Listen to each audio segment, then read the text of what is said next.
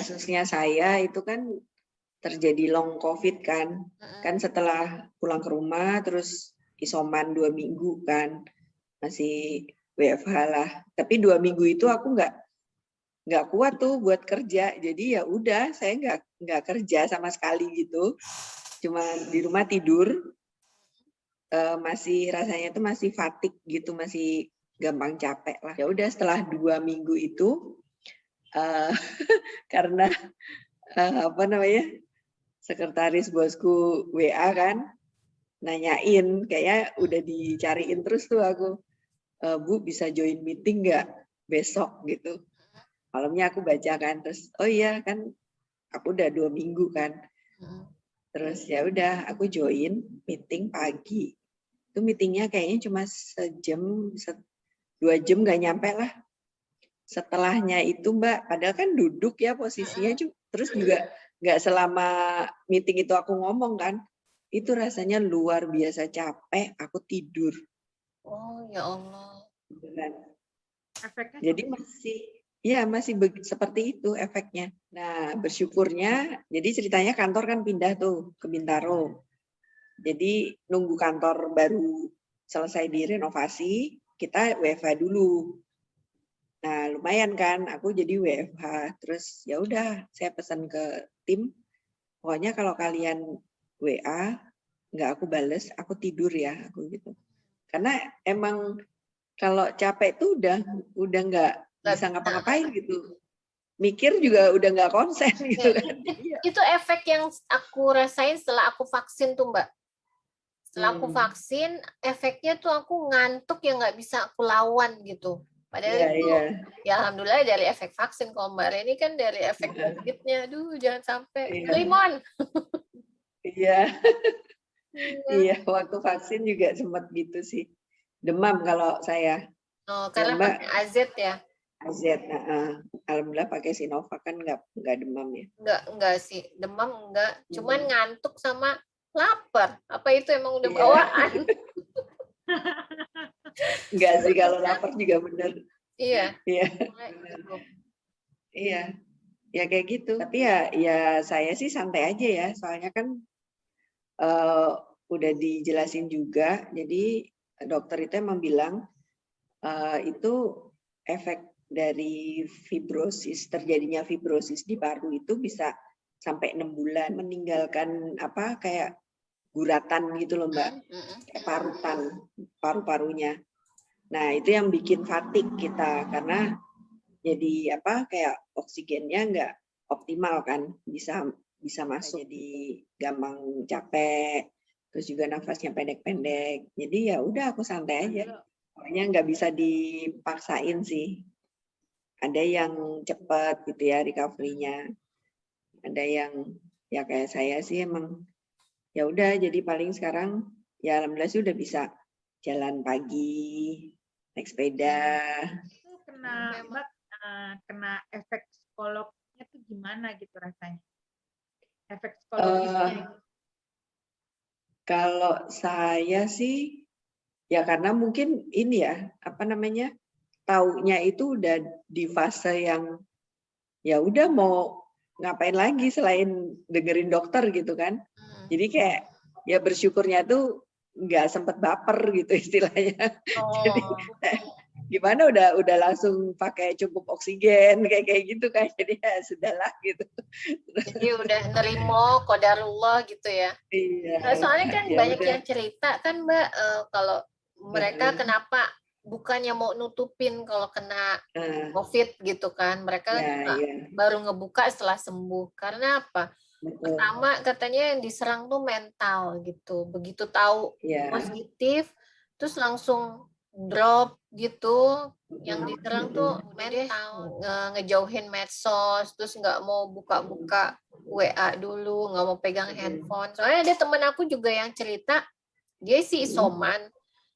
Sebenarnya gejalanya termasuk yang ringan ya, anosmia. Katanya kalau kena anosmia itu sebenarnya, maksudnya anosmianya yang parah ya, itu sebenarnya bersyukur katanya gitu. Aku pernah lihat juga dari postingan dokter siapa gitu, katanya itu gejalanya lebih relatif keringan, tapi waktu itu dia sempat ngobrol sama orang yang bikin down dia secara psikologis, langsung ngedrop gitu loh Mbak.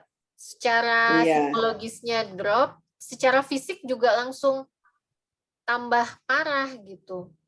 Iya, benar. Kalau Mbak Reni nggak sempet kena itu ya? Kalau saya mungkin kalau bisa dibilang down ya waktu di ICU ya, karena saya langsung lihat gitu ada selama saya di ICU itu ada 3 orang meninggal.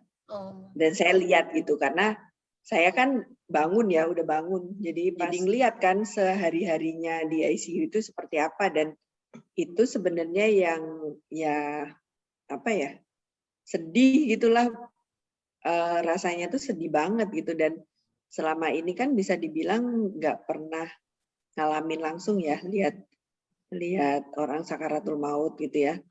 Itu ya waktu itu sih sempat ngelihat ada satu itu, kalau yang satu kayaknya pas saya baru masuk itu saya sempat tahu tapi udah terus langsung meninggal, nggak tahu prosesnya lah. Nah yang berikutnya itu saya sempat tahu karena yang satu sepertinya Nasrani terus jadi kayak ada kebaktian gitu. Itu kan kita udah tahu, udah kerasa ya, aduh gitu. Ya, kayak kita udah ini ngelihat orang yang mau gitu terus dibaca-bacain doa itu kan kayaknya. Bener. Nah terus yang satu lagi ya jadi langsung pada di ngajiin kayak gitu kan, jadi rasanya kita waduh meninggal nih ya. Benar, sebenarnya itu yang sedih sih. Kalau saya lebih ke aduh sedih banget lah gitu ya, ya udah nangis aja sih, habis mau gimana lagi gitu. Dan ya lebih down-nya mungkin dalam arti karena ya ingat anak gitu kan, ingat keluarga gitu, jadi sedih gitu rasanya. Jadi malah aku nonton itu aja, konser-konser di YouTube. Nonton konser dia buat naikin imun ya, buat naikin imun. Jadi aku feeling time-nya itu Mbak, aku lihat-lihat aja gitu. Pengen nonton konser ini pakai. Jadi alhamdulillahnya dibolehin ini kan pegang handphone gitu, cuma dipesenin tolong jangan foto-foto ya karena kan di ICU ya nggak etis. Itu aku balesin chat teman-teman di WA gitu kan. Cuma karena Widi banyak banget nih, ya udah ntar dulu deh. Itu terus tapi kita gitu. kalau di ICU itu Mbak Reni boleh video call? Kalau video call-nya boleh kan, perawat biasanya sih ada tab gitu. Nanti keluarganya bisa disambungin ke situ. Jadi nggak pakai nomor kita? Nggak pakai nomor waktu awalnya sih, waktu awalnya enggak, waktu handphonenya belum dikasih. Terus pas ya mungkin ini ya takut aku bosen banget, jadi pas udah bangun itu terus 2 hari kemudian dibolehin sama dokternya, ya nggak etis kan ada pasien lain ya itu kan sebelah-sebelahan Mbak, jadi satu ruangan gede itu kalau ICU itu bisa bednya itu bisa 4-5 bed gitu jejer-jejer. Kalau pas lagi penuh ya sebanyak itu memang. Itu, dan itu kalau yang di Kirana itu ada 3 ruangan besar. Jadi mereka pisahin tuh yang gawat gitu dijadiin satu, yang mild gitu jadiin satu, ringan jadiin satu gitu. Karena perawatnya itu khusus. Kalau yang berat itu harus perawat yang senior. Jadi saya juga baru tahu tuh perawat pun ada ininya ya. Jadi dia tingkatannya ya. Ya dia kayak harus sekolahnya tuh 6 tahun gitu katanya.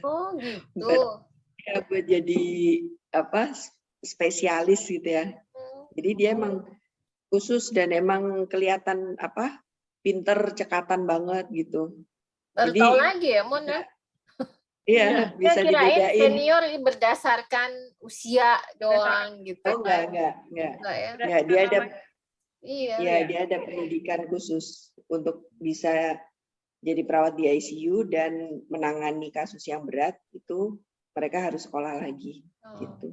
Tapi kita emang perlu ngapresiasi nakes-nakes kita juga nih ya, benar-benar nih buat pandemi ini. Dan tugas itu ya kayak di ICU gitu kan nggak bisa istirahat sama sekali. Nah, itu dia. Apalagi kalau lagi gawat semua ya, itu mereka berjaga itu ya 24 jam. Jadi nanti izin gitu ke kita, Bu, saya istirahat dulu ya. Tapi ya istirahatnya nggak boleh lepas APD, jadi paling duduk tidur mereka. Aduh, kebayang nggak sih itu APD-nya itu benar-benar rapet, serapet-rapetnya gitu. Aku sampai maaf ya kalau saya lupa namanya gitu. Kadang kan ada ditulis namanya, ada yang enggak gitu. Kan nggak bisa ngenalin wajahnya ya, nggak hafal satu-satu apa nama-nama mereka. Jadi sangat appreciate gitu ya, sabar banget. Terus juga dokter-dokternya pun itu sangat menghargai perawat-perawat di sana. Jadi mereka manggilnya itu Kak. Perawat-perawat itu manggilnya Kak, tolong ya ini pasien ini dicek gitu. Jadi kan ada kayak kontrol room-nya gitu Mbak, dokter ininya, spesialisnya itu yang di situ. Terus nanti dia kan harus liatin monitor terus gitu kan. Nah, nanti dia yang kayak ngasih komando gitu. Pasien nomor ini kayaknya itu tuh agak ngedrop gitu. Terus nanti jadi mereka tuh muter terus kerjaannya tuh kita mau tidur, mau makan dia ngecek. Nanti pokoknya kalau kita nggak disebut gitu, bersyukur banget lah berarti monitornya aman. Oh, monitor. Pokoknya sehat-sehat semua. Banget gitu. Jadi kita harus jaga prokes lah ya gitu dengan ketat. Iya, betul. Iya. Oke Mbak, aku mau nanya, ada pesan-pesan nggak nih Mbak Ren buat teman-teman semua masyarakat yang pastinya apa gitu? Iya, memang selama pandemi ini kan kuncinya itu ya kita jaga prokes ya, jaga prokes, terus kita menjaga imunitas tubuh kita, karena caranya ya hanya itu sebenarnya. Selain juga alhamdulillah sekarang vaksinasi udah ditemukan gitu. Jadi vaksinasi sangat membantu sih. Soalnya kan nggak semua orang bisa divaksin ya. Sebaiknya yang sehat gitu ya, yang tidak ada masalah untuk melakukan vaksinasi itu ya kita vaksinasi lah itu. Sangat membantu ngurangin kalau misalnya kita terpapar pun hopefully gejalanya juga ringan aja. Lebih ringan, ini kayak serem loh. Jadi kalau masih ada yang nggak percaya sama COVID, itu kita sangat menyayangkan ya. Maksudnya orang udah banyak yang kena, bahkan ada yang sampai nggak survive gitu. Sedih loh kalau kayak gitu. Terus kasihan nakes-nakes juga berapa level itu kan. Oh iya, itu waduh panas banget itu pasti. Disuruh pakai double mask aja ngerasain gitu.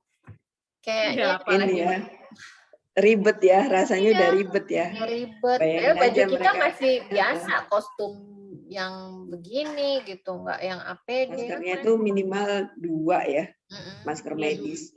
Terus pakai ini lagi, pakai kayak face shield gitu, tapi yang penutup gini ya.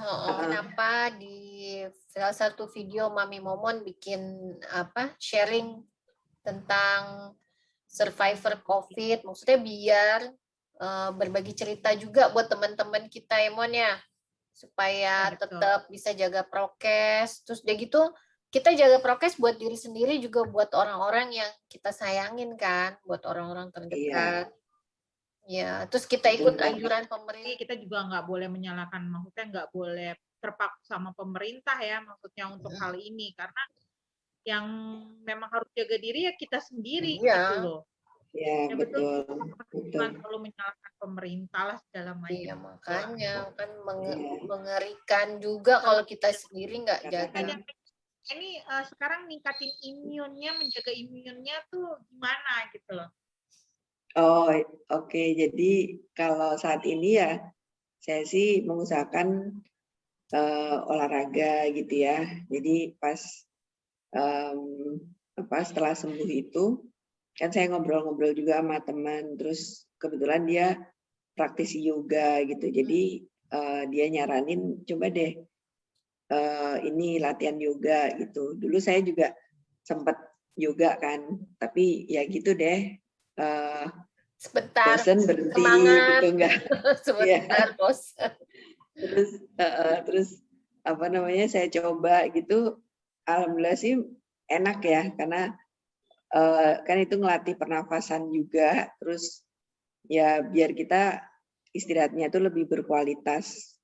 Karena memang yang saya rasakan itu selama sakit, terus setelahnya itu waktu masih belum recover banget itu, kalau tidur tuh susah.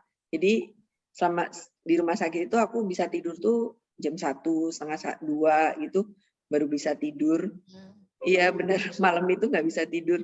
Jadi dikompensatnya ya udah kalau siang ngantuk tidur gitu. Tapi ya udah aku cobain itu kan yoga kalau pagi, kadang jalan pagi atau sepedaan. Terus ya selain itu sih vitamin ya. Vitamin sama nutrisi. Berjemur enggak, Mbak? Berjemur ya, karena kan untuk ini ya mengaktifasi vitamin D-nya ya. Vitamin D. Jadi yang bagus kok itu Dokter Henry, kalau pernah lihat yang itu Big beliau Doc. yang spesialis itu. Yang spesialis apa ortopedi ya. Ortopedi betul ya. Kalau dia menyarankan untuk berjemur itu di jam 10 sampai jam 2 itu untuk lebih masuk ke tulang. Kan kalau dokter kulit kan tidak menyarankan itu karena indeks UV-nya terlalu tinggi gitu kan. Cuman dia juga bilang, pokoknya aku pernah lihat kan YouTube-nya dia juga itu kan kita butuh untuk vitamin D-nya ke tulang. Nah, memang di jam yang diperlukan tuh dari jam 10 sampai jam 2 itu kan. Ya jangan lama-lama. Kita sendiri kan harus tahu. Dia nggak sampai 1 jam juga kan berjemur, dia bilang. Iya. Ya kan? Jadi kalau dulu kan kalau misalnya lagi nyetir gitu pakai ini ya, shield-nya diturunin, sekarang dinaikin. Hai matahari. Biar matahari. Iya. Ayo mau yoga. Yoga. Enak kok. Aku juga kemarin lagi off berapa kali gitu. Ini apa berasa nggak enak gitu badannya.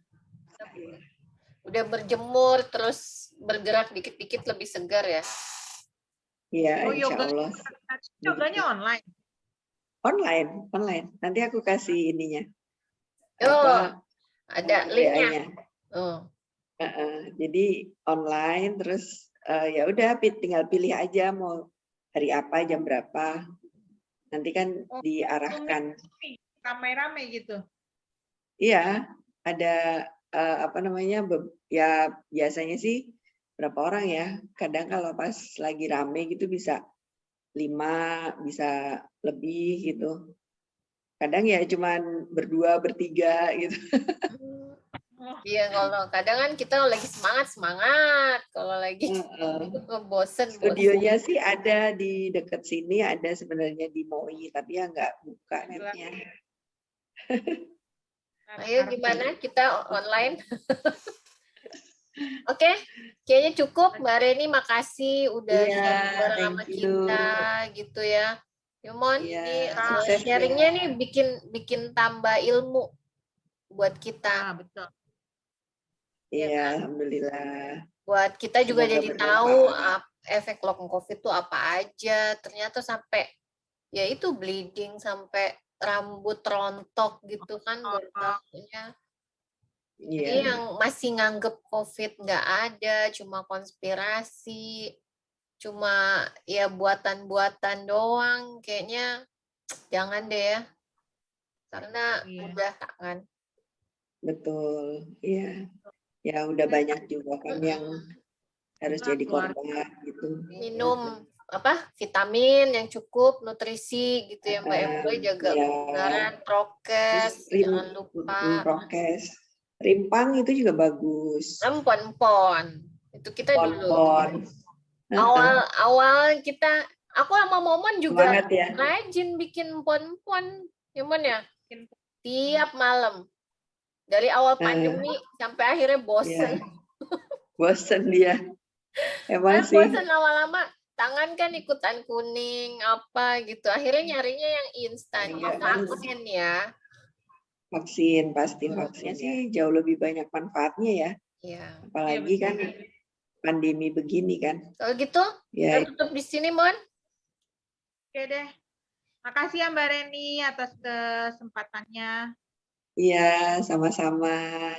Santai. Thank you juga. Sehat Thank you, semua ya Mbak. Thank you, Mami. Iya. Jangan lupa like, komen, and subscribe. Oke, sampai ketemu lagi. Dah. Assalamualaikum. Waalaikumsalam warahmatullahi wabarakatuh.